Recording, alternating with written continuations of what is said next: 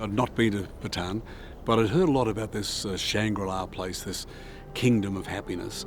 And the idea of coming here to take photographs high in the Himalayas amongst these people who had been cut off for so long was just mesmerising, was just too enchanting, too much of a challenge to miss. So naturally you say yes.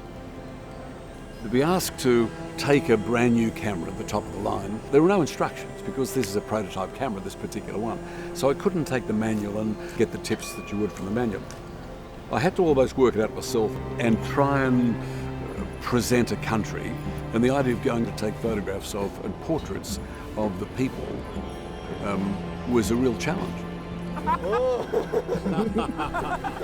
When you go to a place for the first time with a camera, the first time you've ever had it, it's a bit of a knife edge. I liked the people so much, and I felt like I was in this really special, magical place that I wanted to show respect and at least look in my photographs as good as I think they are, as pretty and as interesting as they are. In the days when we were using film instead of digital, you couldn't show people a photograph, especially in a foreign country like this. You couldn't take photographs and then show it to them and take more. A camera like this, it's like having a little television with you that you can take a photograph, as I've done time after time, take the photograph of the child who's a bit shy, doesn't really want it to be taken, and then say, hang on, look at this, and they see it. And it's like this magical mirror. And with a camera like this, where the screen on the back is so good, they can actually see themselves, even in harsh daylight, they can see themselves. So it's almost a persuasive way to get them to sit and pose for the photographs.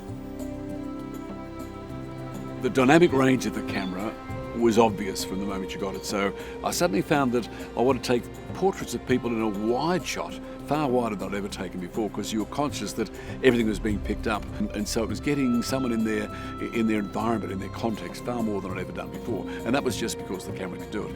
It's the best camera that LUMIX have done, and I've got almost all the LUMIX cameras. It's an exceptional camera, and I think once you realise that it'll do whatever you want it to do, and you can therefore stretch the parameters, push the envelope, then I felt, hang on, I've got to be as good as this camera.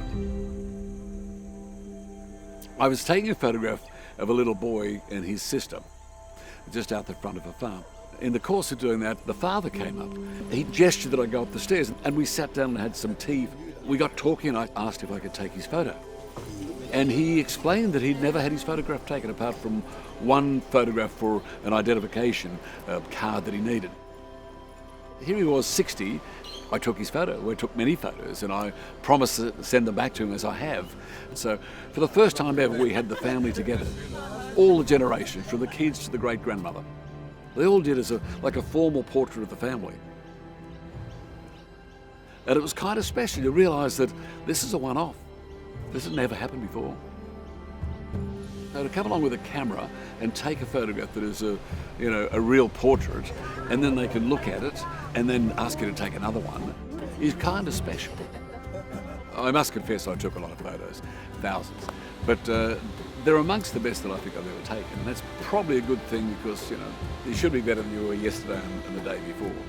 I've been a journalist for more than 50 years, and I'm used to telling stories with words, not with pictures. And so this has become a passion of mine, and I think I probably love it more than I do writing words.